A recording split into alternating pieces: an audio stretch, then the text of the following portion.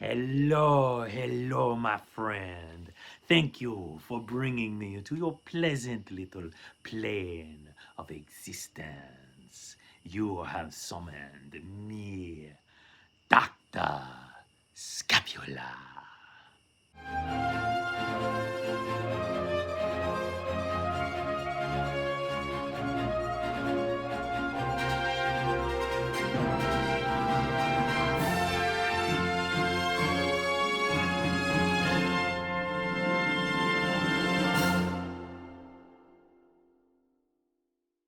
Now, tell me, my young protege, my friend, mon ami, how has the power of necromancy been treating you?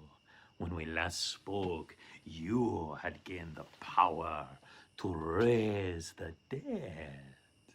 Tell me, what have you done with this power? Have you gone to old folks' home and restored life? No?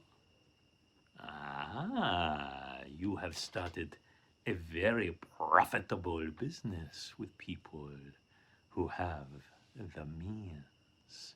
You tell them that you can bring back their loved ones for a simple $1 million transferred to your secret Swiss account. I have a feeling that the business is booming. Remember, you can't take it with you, but if you never die, you don't have to. So, my young nuncio, tell Dr. Scapula, why have you summoned me this time? You have already gained the power to raise the recently dead. What more necromantic abilities could you possibly want? Yes, my friend, you have realized the true power that is before you. There are only a very few recently dead, perfectly intact bodies that you can raise. But there are multitudes of the long dead, the rotten, the corrupted, with the caved in eye sockets and the skin stretched taut over them. And you want the ability to animate them, to give them life, and to bring them forth into existence.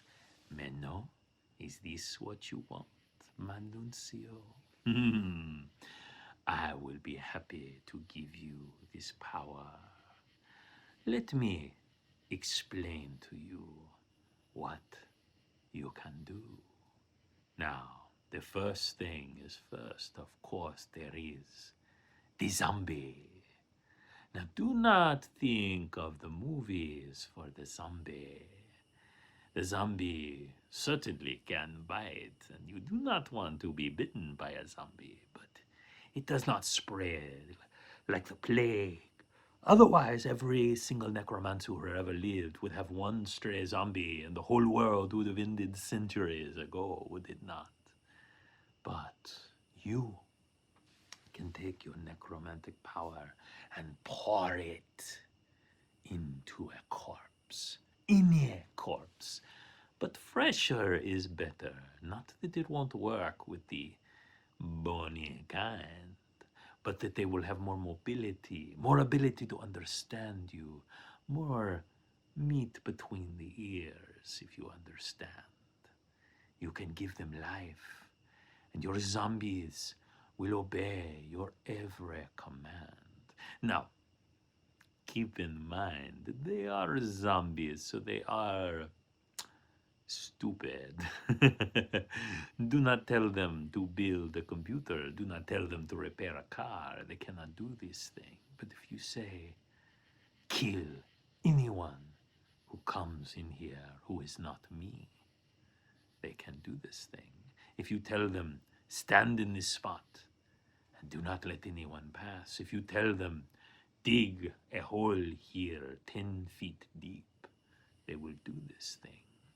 There is an incredible power with a zombie. For a zombie never tires. It never sleeps.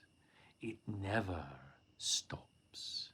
If you tell a zombie, walk that way, it will walk until it can no longer function. It will walk until its legs have worn away to nubs, and then it will crawl until it is nothing more than a shuffling skeleton.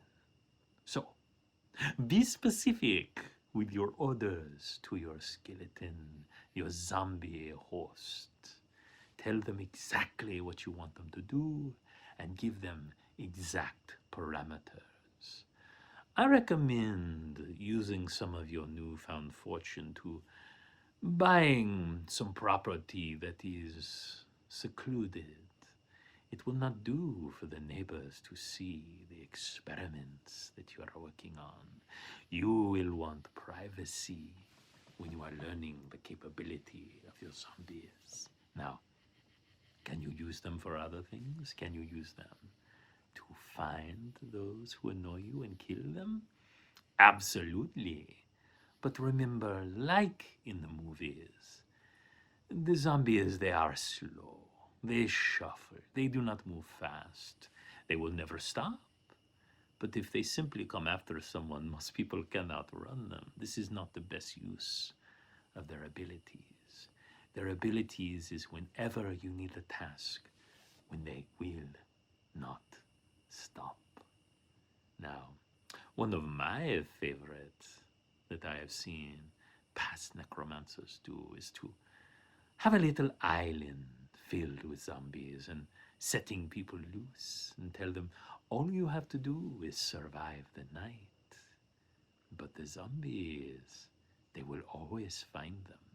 Because zombies can see even if their eyes have rotted away. They can smell even if their nose has fallen from their face.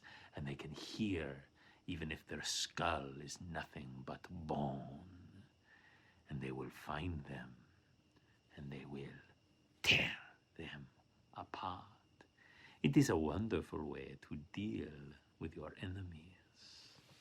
But you should know, with a little bit of know-how, which Dr. Scapula will give you, you can create other undead. You can create the vampire that suck the blood, but still must obey your commands. Now, the vampire will be intelligent. It will not like obeying you, and it will try to find ways to subvert your commands. So again, you must be specific. But no vampire can defy you. Even one you have not created can deny your command. If you tell it to stop, if you tell it to go away, they hear the voice of the necromancer, and they must obey you. Now you must understand, this also makes you the enemy of the vampire. So you want to keep your status as necromancer secret, because if a vampire finds there is a necromancer nearby, he may arrange to end your existence. Now there is one final one. There is another undead known as the Revenant, also called the Lich. And this power do not give you to you now. You do not want this power now. You are young, my nuncio. You have so much life to live. But there is a way for you to live beyond death. There is a way for you to survive the death of your body so that your soul can live on in this plane. And for that would cost you a little bit more. But for now, do you want the power to create the zombie? The power to give life to the vampire and command them before you? Yes. Then it is done. You have the power. You have the energy of the necromancer. Now, go forth, my young friend, and give life to where there was only death. And remember that you have your uncle Scapula to thank. Enjoying the zombies? They are pretty stupid, aren't they? But they are fun at parties. Speaking of a party, the best party is watching more of Roleplay Riot by subscribing and hitting that notification bell. Watch another one of my videos. I think you will enjoy it. And remember, don't keep the zombies